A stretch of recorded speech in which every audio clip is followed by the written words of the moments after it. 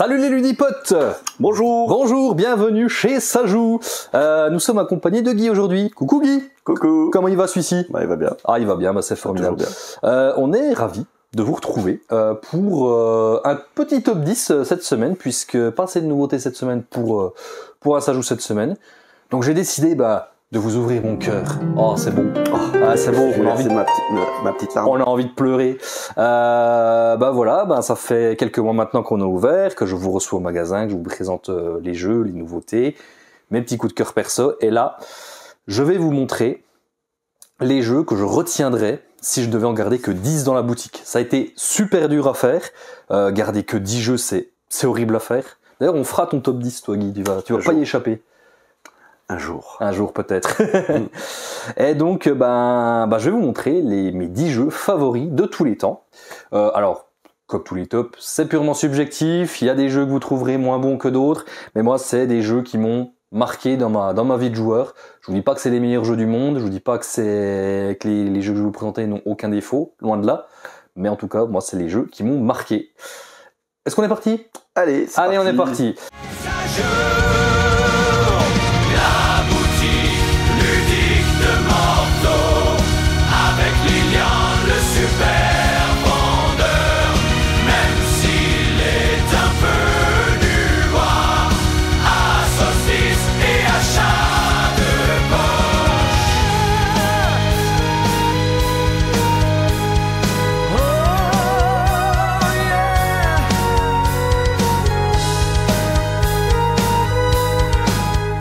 Bon allez, on arrête les conneries, cette fois-ci on y va avec le numéro 10. Allez hop, c'est parti. Écoute, on est dans le bon coin pour le numéro 10. Le numéro 10.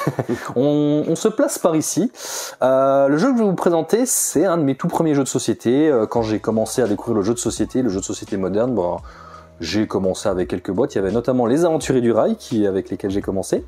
Mais c'est pas le jeu dont on va parler. Le jeu dont on va parler, c'est Abyss. C'est Abyss, oui. Je pensais à un autre. Ah non, tu pensais auquel? Je te dirai après. Ah, tu me diras après. Ok, je te dirai s'il était dans le top ou pas. Ça marche. Donc Abyss. Abyss, c'est vraiment un jeu qui m'a marqué. C'est le premier jeu qui m'a fait vraiment ce qu'on appelle l'effet waouh. Parce que quand tu regardes, c'est un jeu qui est magnifique. Au niveau des illustrations, des cartes, du matériel, c'est un jeu qui est incroyable. Et encore aujourd'hui, je pense que c'est un des plus beaux jeux de société qui existent sur le marché. Oui, carrément. Dans Abyss, qu'est-ce que vous allez faire? Eh bien, vous allez découvrir les profondeurs, vous allez plonger pour tenter de devenir le plus grand seigneur des profondeurs sous-marines. Et pour cela, vous allez avoir ce grand plateau, vous allez pouvoir faire 3 actions possibles à chaque tour de jeu.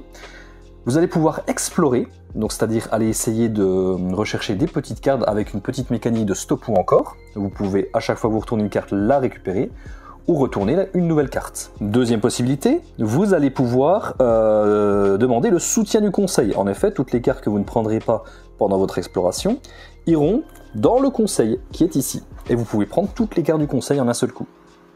Toutes ces cartes, elles vont vous servir à quoi? Eh bien, elles vont vous servir pour la 3e action, c'est-à-dire acheter un seigneur. Vous allez dépenser les cartes que vous avez récupérées et vous achèterez une des cartes seigneurs qui sont disponibles. Voilà, tous ces seigneurs vont vous rapporter des points d'influence. Ces points d'influence, eh bien, vous vous en doutez, c'est celui qui en aura le plus à la fin de la partie qui l'emportera. Vous allez pouvoir également débloquer des lieux avec des illustrations tout aussi magnifiques les unes que les autres. Voilà, Abyss, c'est un super jeu pour découvrir le jeu de société moderne. Un jeu magnifique et je ne peux que vous le recommander. Et moi, j'en ai fait beaucoup de parties à mes débuts de joueur. Un petit peu moins maintenant parce qu'il y a tellement de jeux. Mais en tout cas, Abyss, moi, c'est un jeu qui a vraiment marqué ma vie de joueur. Oui Gérard, j'aperçois la 9e position au tirage. Allez, on passe au jeu numéro 9 maintenant. Là, changement total d'ambiance. Et d'ailleurs, on passe dans le jeu d'ambiance. Oh, quelle transition incroyable. C'est fait exprès. Ouais, on croirait que c'est fait exprès, ouais. Dans les jeux d'ambiance, il y en a plein qui m'ont bien fait marrer. Les jeux d'ambiance, j'en ai acheté beaucoup au début. Mais je pense que c'est le jeu d'ambiance qui m'a provoqué les plus grosses crises de fou rire chez moi. Alors, c'est un jeu qui est moche comme tout. Oui, non, mais c'est qu'après, pour se taper une barre. Ah voilà, mais Docteur Pilule, oh là là, qu'est-ce que j'ai rigolé sur celui-là. Donc dans Docteur Pilule, vous êtes dans un asile de fous. Alors, déjà, ça donne le ton. Et vous allez jouer en équipe. Ça, c'est mon quotidien, ça. Ouais, exact. Bah ouais. Tous ensemble dans un asile de fous. Et votre but, c'est de vous en échapper. Comment vous allez faire? Vous allez jouer en équipe de 2. Vous pouvez faire une équipe de 3 si vous êtes impair, c'est pas un problème. Et en fait, vous allez vous allez devoir faire deviner des mots à votre ami imaginaire. Plus vous ferez deviner des mots pendant le temps imparti, plus vous avancerez de cases. Vous faites deviner 5 mots, vous avancez de 5 cases. Mais si le jeu c'était que ça serait pas très drôle. Non, mais vous, ce serait un peu chiant. Ouais, ça serait un peu nul. Et il serait pas dans ce top. Ce qui fait la force du jeu, ce qui fait vraiment tout son charme, c'est ça. Les cartes pilules. En effet, quand vous êtes malade, vous allez prendre des pilules. Le problème, c'est que ces petites pilules, elles vont vous donner des effets secondaires.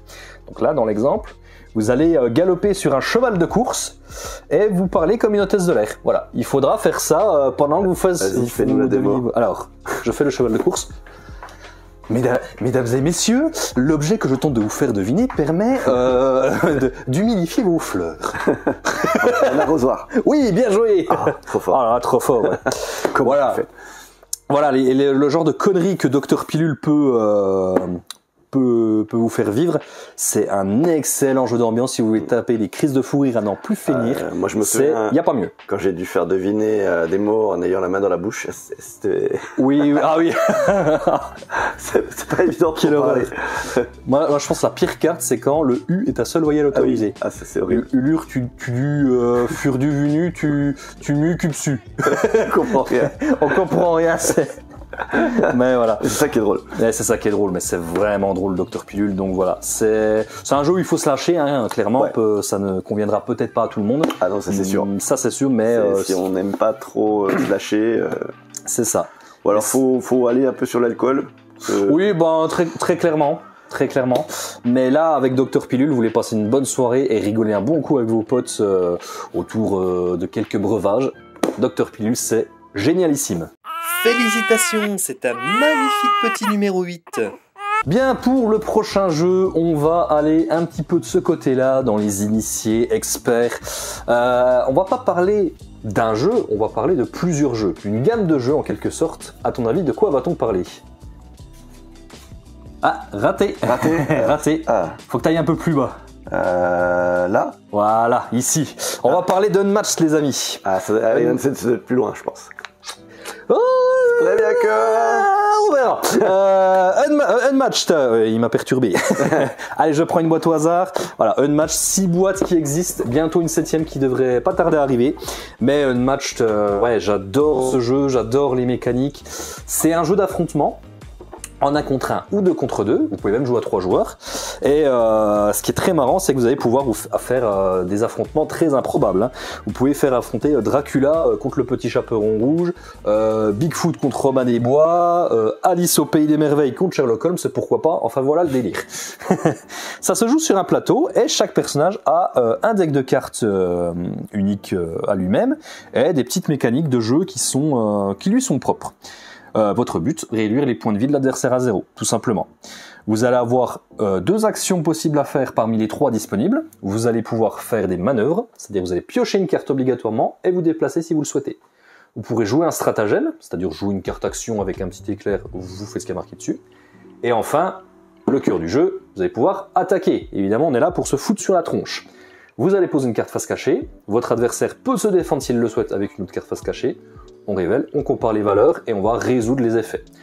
Voilà en gros le principe du jeu. Unmatched, c'est un super jeu d'affrontement. J'adore ce jeu, j'en ai fait des parties et des parties de celui-là. Et c'est un jeu qui est déséquilibré au possible. On va être très clair, mais c'est quelque chose de complètement assumé. D'ailleurs, le slogan du jeu, c'est « Battez-vous à armes inégales ». Après, voilà, il y en a qui vont pas apprécier ce genre de jeu pour le déséquilibre. Moi, je m'en fous qu'un jeu soit équilibré ou pas. Ce qui m'intéresse dans un jeu de société, c'est qu'il se passe quelque chose autour de la table. Et Unmatched, c'est ça. C'est ça, il se passe vraiment un truc entre les combats improbables et vraiment, tu es les yeux dans les yeux face à ton adversaire. Il y a toute une stratégie, quelque chose de très tactique. On est sur un jeu d'échecs, quoi. C'est du jeu d'échecs, Unmatched. Et c'est ça que je kiffe dans le jeu. Donc, voilà. Si vous voulez tester, prenez-vous une petite boîte de joueurs, c'est largement suffisant pour débuter. Il y a 3 boîtes qui existent, il y en aura bientôt une 4e avec un thème japonais. où il y aura des samouraïs qui vont s'affronter.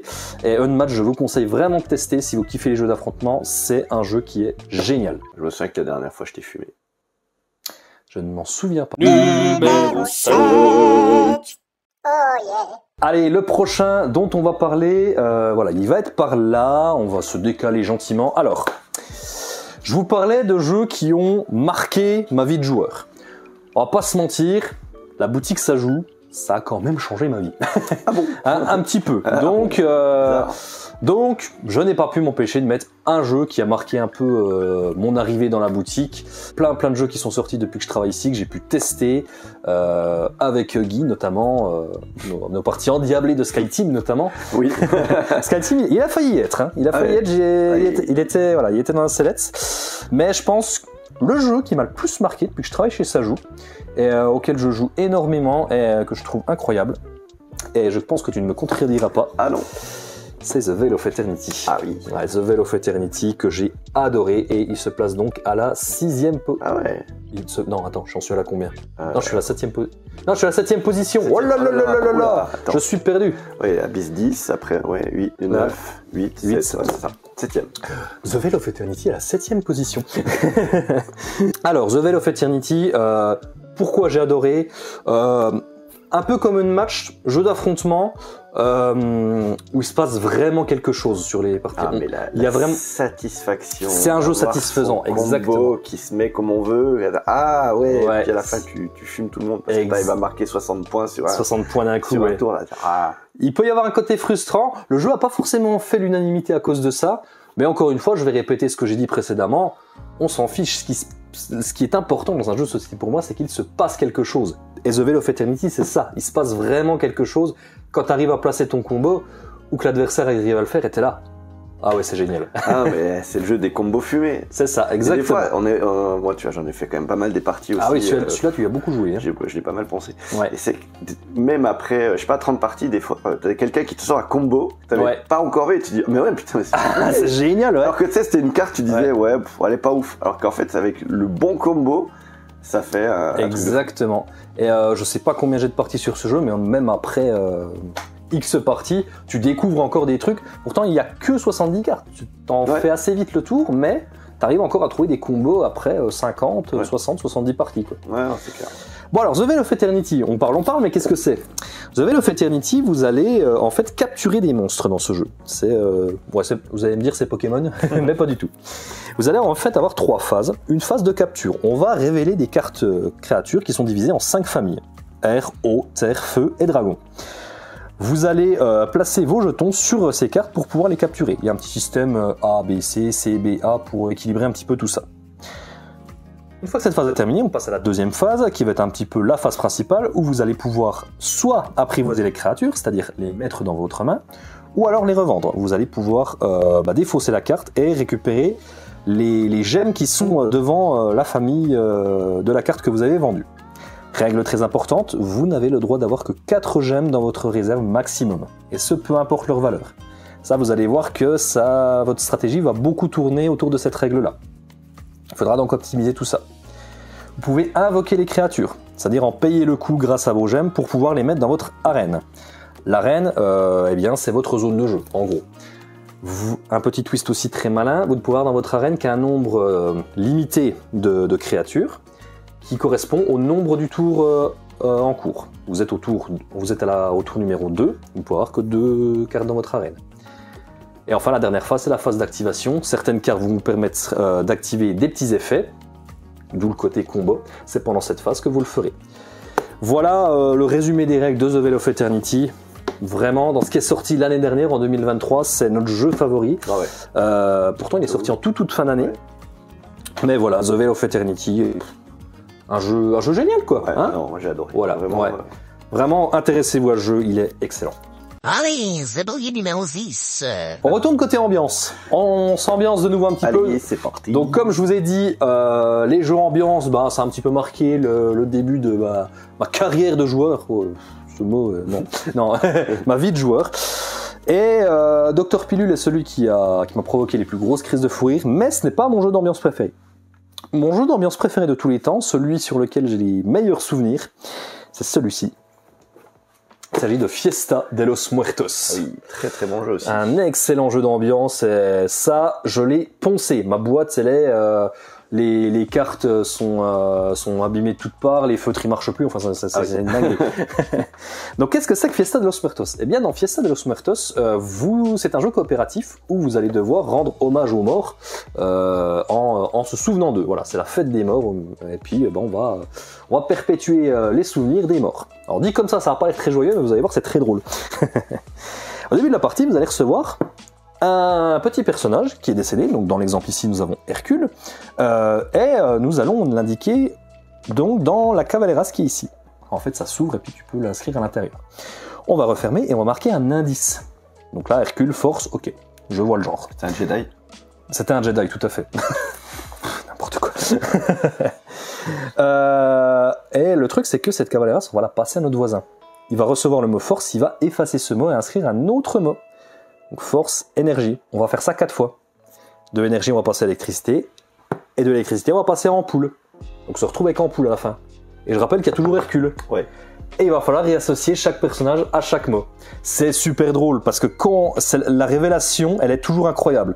J'avais le capitaine Crochet. Comment ça se fait que je me retrouve avec Épinard à la fin, tu vois? Enfin, c'est du grand n'importe quoi. Ouais. C'est génial. On a rigolé aussi sur ce jeu-là.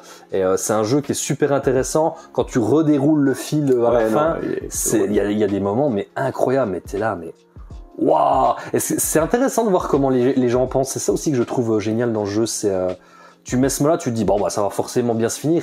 Et les gens partent dans des trucs, mais waouh! Tout le monde ne fonctionne pas pareil. Exactement, et c'est super intéressant. Le téléphone arabe qui est... Exactement. Et c'est un jeu qui connecte les gens entre eux, c'est un jeu très brise-glace. Vous voulez un jeu d'ambiance, vous passez une soirée avec des gens que vous connaissez pas forcément très très bien, ça c'est super pour se découvrir, apprendre à se connaître et passer un super moment. Donc ça, Fiesta de los Muertos, je recommande à 200%. Et on passe à la 5e position de ce top. Allez, on retourne côté stratégie. T'as vu, on fait des petits allers-retours là. Tu me fais marcher. Ouais. Je pense que je vais essayer de sauter par-dessus à la fois d'après. Salto. Petit salto. Non, on va parler d'un jeu auquel j'ai pas mal joué également, que j'ai fait beaucoup découvrir. Et je pense que c'est un peu le jeu qui m'a fait passer le cap du... Alors, on n'est pas sur un jeu initié, mais j'ai passé une étape avec ce jeu-là. Je faisais beaucoup de jeux familiaux. Et le prochain jeu, il m'a vraiment fait dire que, ah ouais, les jeux un petit peu velus, je vais commencer à aimer. Il s'agit de Nidavellir, qui prend la 5e place. Ah oui. Ah, Nidavellir, qu'est-ce que j'aime ce jeu. C'est génial. Jeu de nain, jeu de vilain. Exactement. Jeu de nain, jeu de vilain. C'est un jeu de coin building. Alors, qu'est-ce que ça veut dire? En fait, vous allez avoir des pièces dans ce jeu qui sont de valeur 0, 2, 3, 4 et 5. Ces pièces, vous allez pouvoir les builder au fur et à mesure de la partie. En effet, ces pièces, elles vont vous servir à miser sur les différentes tavernes. Il y a 3 tavernes dans ce jeu. On va faire la tournée des bars, en fait, et on va aller recruter des nains. Pour pouvoir recruter des nains, eh bien, on va miser des pièces pour avoir la priorité sur quel nain je prends. Si je joue une pièce 5, un adversaire a joué une pièce 3, l'autre une pièce 2, eh bien, c'est moi qui ai la priorité, c'est moi qui choisirai en premier. Si je joue une pièce 0, 0 c'est nul, puisque je choisirai en dernier. Mais, si je joue la pièce 0, eh bien je vais activer son petit pouvoir spécial, qui est de builder une de mes pièces. Comme j'ai misé 3 pièces, vu qu'il y a 3 tavernes, il y a 2 pièces que je n'utilise pas. Parmi ces 2 pièces, je vais défausser la pièce de la valeur la plus forte pour récupérer une autre pièce dans le trésor, qui sera équivalent à la somme des 2 pièces que je n'ai pas utilisées. Tu vois le truc là? Oh, moi je suis perdu là. Je suis dans l'espace. Je t'ai déjà perdu. Et donc par exemple, si j'ai dans ma bourse une pièce 2 et une pièce 5, eh bien je défausserai la pièce 5 et je prendrai une pièce numéro 7. Voilà.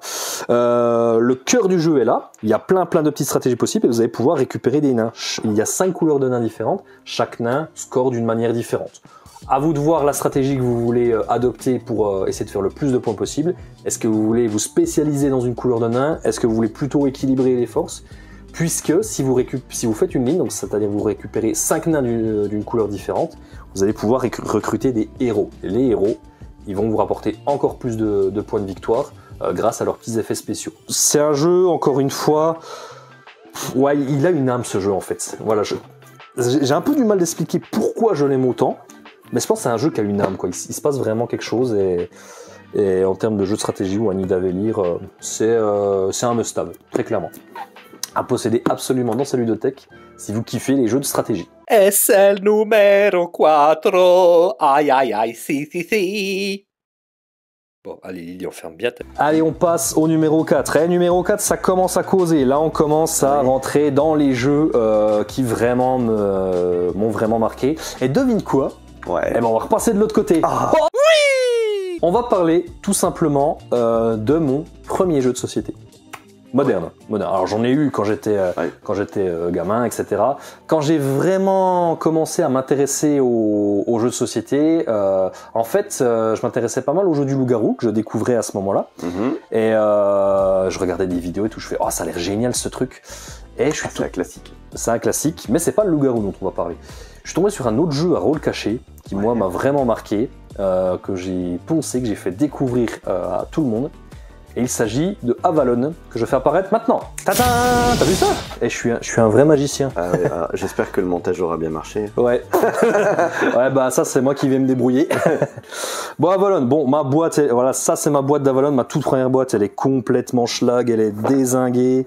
Les cartes, enfin j'ose même pas vous montrer, c'est une catastrophe. Il a vécu. Il a vécu. Ah bah celui-là il a bien vécu là pour le coup. Hein. Est-ce que je l'ouvre ? Bon, ça va, y a pas. Alors, tiens, un truc rigolo. Attends, on va aller se poser parce que je sens la catastrophe. Posons-nous. Voilà. Donc j'avais slivé les cartes parce que les cartes, c'est un jeu rôle caché, puis les cartes, tu commences à les reconnaître quand elles étaient de dos, donc c'était pas dingue. Et un truc rigolo, c'est que en fait, ce jeu, il est en anglais parce que je n'arrivais pas trop en français. D'accord. Et j'ai réussi à la choper en anglais à ce moment-là. Et je m'étais amusé à écrire les règles en français pour pouvoir prêter le jeu et faire jouer les gens. D'accord, ok, d'accord. On était là. Donc ouais, genre on en est là quoi. Donc voilà. Et puis j'avais slivé les cartes parce que je vais essayer de vous en désliver, mais les cartes, ouais. Si vous prenez ce jeu, vraiment slivez les cartes parce que c'est une catastrophe. Les cartes, elles sont dézinguées. Regarde-moi cette catastrophe. Bon, et encore celle-là, ça va. Mais voilà. Au niveau des cartes, au niveau de la qualité, c'était pas dingue quoi. Ah, la DA est sympa. Hein. La DA est plutôt sympa. Bon, Avalon, qu'est-ce que c'est ? En fait, Avalon, vous allez être séparés en deux clans, un rôle caché. On est dans la légende arthurienne et vous allez soit appartenir au clan d'Arthur ou au clan de Mordred. Et il va falloir réussir des quêtes. Le but du jeu, pour Arthur, c'est de réussir 3 quêtes sur les 5 possibles. Le but pour Mordred, c'est d'en faire échouer 3 sur 5. Vous allez recevoir un rôle que vous allez regarder. Donc là, par exemple, je suis l'assassin, je suis du côté de Mordred. Donc mon but est de faire échouer 3 quêtes. Il va y avoir une petite routine à faire au début pour que les méchants puissent se reconnaître entre eux. Mais il y a un personnage qui est très très important également dans Avalon. Il s'agit de Merlin. Merlin, il fait partie du côté de Arthur, mais il connaît l'identité des méchants. Par contre, il faut surtout pas qu'ils se fassent découvrir, puisqu'à la fin, les méchants auront la possibilité, s'ils ont perdu, potentiellement, d'assassiner Merlin. Si Merlin se fait assassiner, les méchants ont gagné. Ah ouais. Tu vois le truc. Et qu'est-ce qu'on va faire dans Avalon ? Eh bien, à chaque tour de jeu, il y aura un joueur qui sera désigné comme le roi. Il va envoyer un certain nombre de joueurs en quête. Si les autres joueurs acceptent d'envoyer ce groupe en quête, eh bien, on va distribuer à chacun de ces joueurs une carte succès et une carte échec. Les joueurs vont placer une de ces cartes face cachée. S'il n'y a que des succès, la mission est réussie. S'il n'y a que des échecs, la mission est un échec, tout simplement.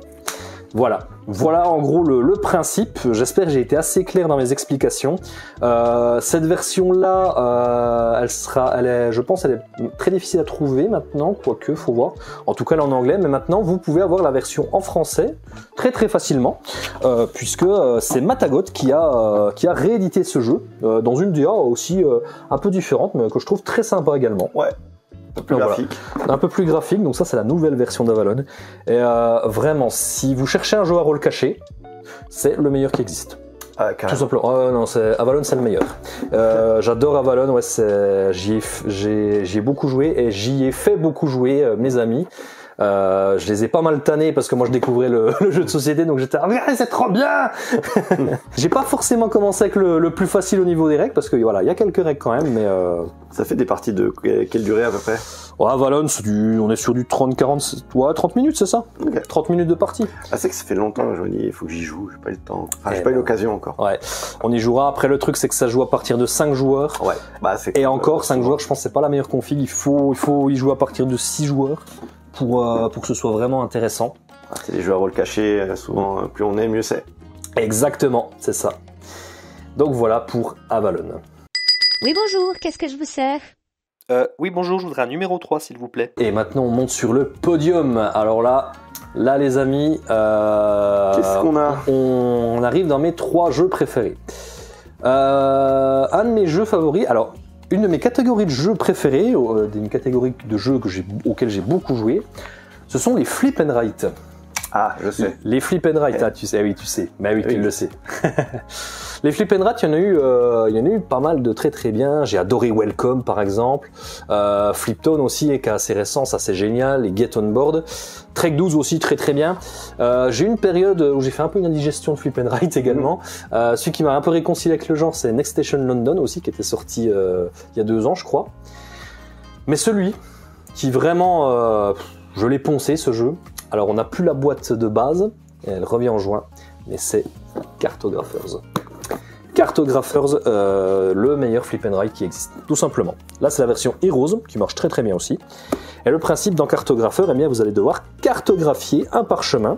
C'est la reine Guinmax qui vous envoie dans les terres occidentales pour réussir à cartographier ce monde qui vous est inconnu. Pourquoi c'est bien Cartographer? Déjà, il y a ce système de quêtes qui est très sympathique. En fait, vous allez jouer en saison, printemps, été, automne, hiver. Au printemps, vous allez scorer sur les objectifs A et B, à l'été, les objectifs B et C, à l'automne, les objectifs C et D, et en hiver, l'objectif D et A. Donc ça force à vous à anticiper les différentes quêtes qui vont arriver, les différents objectifs, et à vous adapter à la saison en cours. Cartographer Heroes, ouais, excellent jeu, excellent flip and write. Ça, j'en ai fait des parties, que ce soit en solo, A2, A+, sur BGA, il est sorti assez récemment. Là, là je le ponce à fond. Je joue contre des très bons joueurs. Un seul joueur est assez nul, mais je ne dirai pas son nom. Tu sais que j'avais oublié la règle avec les monstres.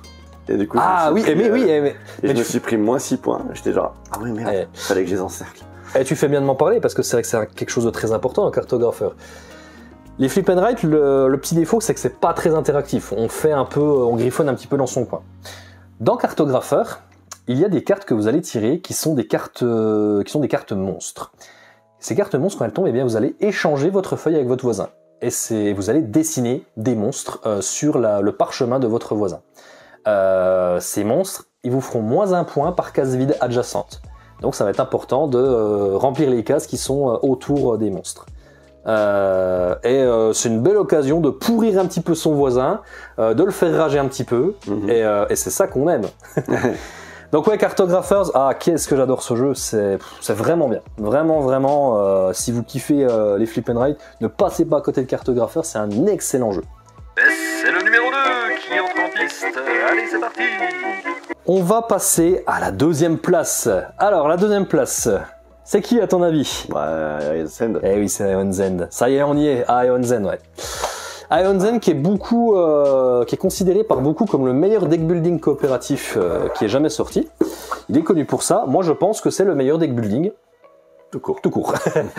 Ion Zend, j'ai découvert ce jeu avec les vidéos du passe-temps, je découvrais les vidéos du passe-temps, et je découvre un énergumène du nom de Simon qui nous parle de Ion Zend et qui est vraiment à fond sur le jeu. Je me dis, ah ouais, ça a l'air vraiment excellent. C'est un jeu qui vous prend aux tripes, vraiment. Quand vous êtes dans une partie d'Ion Zend, vous jouez votre vie, hein, vraiment. Il y a vraiment un lore autour du jeu très sombre, très accrocheur, et c'est vraiment une super expérience de jeu que de jouer à Ion Zend. Ion Zend, c'est un deck building donc coopératif, comme je disais, où vous allez affronter une Némésis. Vous avez dans une boîte de base 4 Némésis différentes. Vous allez pouvoir l'affronter avec les mages de la brèche. Les mages de la brèche, ce sont des humains qui se sont fait enfermer par les sans-noms, on les appelle les sans-noms, sous terre dans une cité qui s'appelle Grevold, puisqu'il n'existe plus aucune vie sur terre. Ces sans-noms, ils arrivent par des brèches magiques. Et nous, en tant que mages de la brèche, eh bien, on a appris à utiliser ces brèches pour les retourner contre les monstres, pour pouvoir lancer des sorts, etc., etc. Dans ce deck building, en fait, vous allez, comme dans tout deck building, débuter par un deck pas hyper fort. Vous allez avoir des gemmes pour acheter des sorts, vous allez avoir des reliques qui vont vous aider, et enfin les sorts que vous allez pouvoir lancer sur ces fameuses brèches. Il y a un marché de cartes, vous allez pouvoir acheter vos cartes au fur et à mesure grâce aux gemmes. Et la particularité de ce deck building, c'est que vous n'allez jamais mélanger votre deck. Une fois que votre pioche est terminée, vous retournez votre défausse et c'est tout. Donc l'ordre dans lequel vous allez jouer les cartes est super important. Et puis la Némésis, quand c'est à son tour de jouer, elle va vous attaquer, elle va invoquer d'autres sbires qui vont être très embêtants, il faudra arriver à les tuer aussi. Et un truc très important dans Ion's End, c'est qu'il n'y a pas d'ordre de tour de jeu prédéfini. C'est un petit deck d'ordre de tour que vous allez mélanger, et vous ne savez pas quand est-ce que vous allez jouer. Peut-être que la Némésis va jouer 2 fois de suite, elle va peut-être jouer 2 fois de suite à la fin, vous allez remélanger, vous retournez, c'est encore la Némésis de jouer. Ce jeu ne vous veut pas du bien. Très clairement, ne vous attendez pas à gagner tout de suite. Il ne faut pas être réfractaire à l'idée de... Enfin, je recommence plusieurs fois avant d'y arriver. Il y a plein de boîtes qui existent, ça c'est la première boîte, qui est très bien pour découvrir le jeu. Le Ion's End Legacy, qui est une expérience également incroyable, où vous allez personnaliser votre mage au fur et à mesure des parties. Vous allez coller des autocollants sur les cartes, etc. Et la dernière en date, c'est Ion's End, une ère nouvelle, qui ajoute un petit côté narratif. Et avec un nouveau mode, le mode expédition, vous allez affronter plusieurs Némésis les unes à la suite des autres. Des extensions également qui sont ici, enfin voilà, Ion's End, il y a plein de contenu, tout un univers à découvrir. C'est un jeu incroyable qui, comme j'ai dit, ça prend aux tripes. Vraiment, il faut tester Ion's End si vous aimez les jeux initiés, les deck building, c'est un excellent jeu. Numéro 1. Il reste le numéro 1. Quel est le numéro 1, Guy? Tu le sais. Et bien sûr que je le sais. Bah oui, tu le sais. Il n'y a même pas de suspense. Il n'y a même pas de suspense. Si vous suivez la chaîne, oui, bien sûr, vous le savez. Vous le savez. On va parler de Keyforge, bien sûr. Bah oui, Keyforge, mon jeu favori de tous les temps. T'as vu, on a plus de danse macabre. Bah, il y a trop de gens au tournoi. Il y a trop de gens au tournoi. Ils ont vidé les displays. Ouais. Mais vous avez bon goût, les copains. C'est bien, c'est bien. Qu'est-ce que c'est que Keyforge pour ceux qui auraient loupé? Keyforge est un jeu de cartes apparenté au TCG. Donc il est dans le rayon TCG d'ailleurs. Hein. Mais la grosse particularité de Keyforge, c'est que c'est un jeu à deck unique. Qu'est-ce que ça veut dire? Eh bien là, vous avez un booster. Et quand vous ouvrez un booster, vous avez à l'intérieur un deck de cartes prêt à jouer, tout simplement. Donc il n'y a pas de deck building à faire dans ce jeu. Dans Keyforge, votre objectif, c'est de forger 3 clés. Donc pour forger des clés, il va falloir faire de l'ambre. Il faut 6 ambres pour réaliser une clé. Le premier qui forge ces 3 clés remporte la partie. Comment on va pouvoir faire ces ambres? Eh bien en jouant les cartes de notre deck. Un deck est divisé toujours en 3 familles. Chacune de ces familles a sa spécialité. On a les Bromnar qui sont là pour vraiment tabasser. On a les Equidon qui vont avoir des effets très puissants, mais il y aura toujours une contrepartie à donner à l'adversaire. Donc ce sont des marchands si on veut. On va avoir les Mars qui est plutôt une famille assez polyvalente.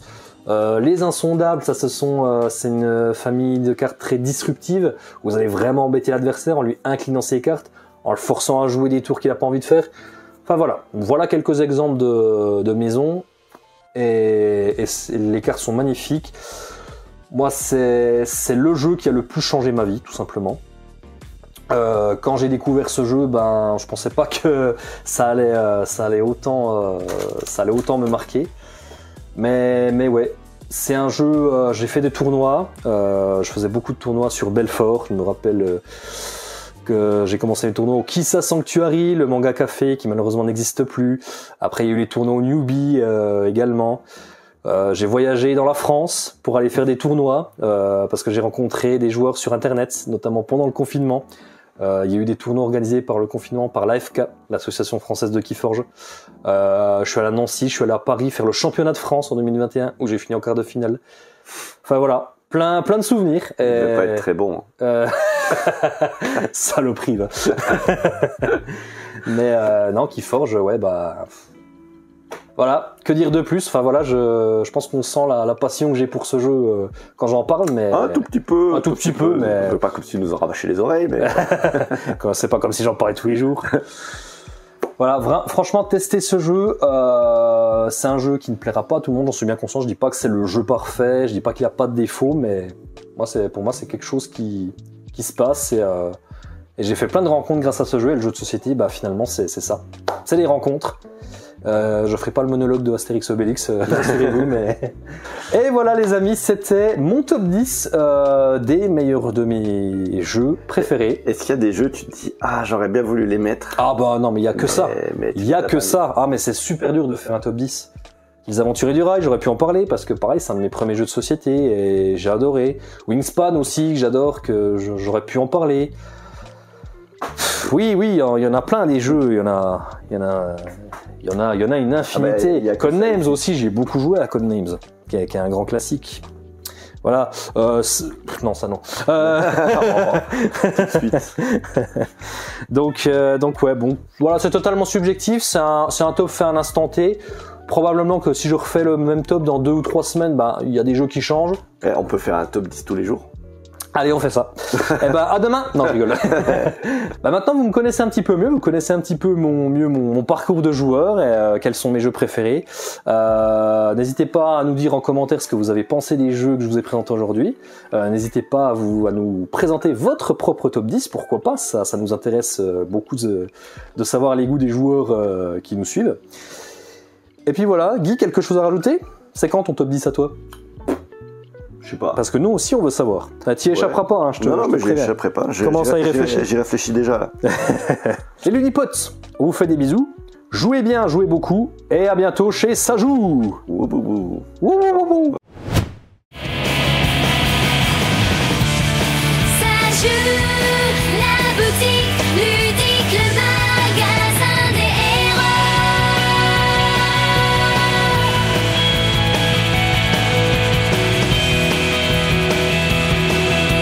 Ce jeu, c'est l'enfer. Le jeu, il veut vous.